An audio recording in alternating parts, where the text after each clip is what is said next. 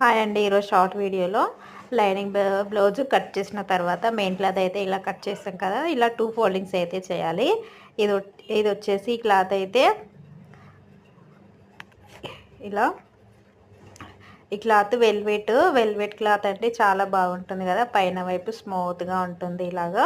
ఇలాంటి కొంచెం మంచి ఫైబరిక్ కలర్ వస్తే మనకి డిజైన్స్ కోసం అయితే యూజ్ అవుతుంది. అలా క్లాత్ వేస్ట్ కాకుండా ఇలాగా ఒకే దగ్గర బ్యాక్ ఫ్రంట్ క్రాస్ పట్టి ఇలా సెట్ చేసుకోవాలి. క్లాత్ మనకు కొంచెం వేస్ట్ కాకుండా మిగిలిపోతుంది. ఏదైనా డిజైన్స్ కానీ డోరీస్ కానీ హ్యాంగింగ్స్ కానీ అయితే యూజ్ అవుతుంది. మనకి పట్టు క్లాత్లు వచ్చినా సరే ఇలానే క్లాత్ వేస్ట్ కాకుండా కట్ చేయాలి. ఇలా చూడండి, కింద వైపుకి మనకైతే 5 ఇంచెస్ క్లాత్ అయితే మిగిలిపోతుంది. వీడియో నచ్చితే ఒక లైక్ చేయండి. Thank you for watching. Subscribe my channel.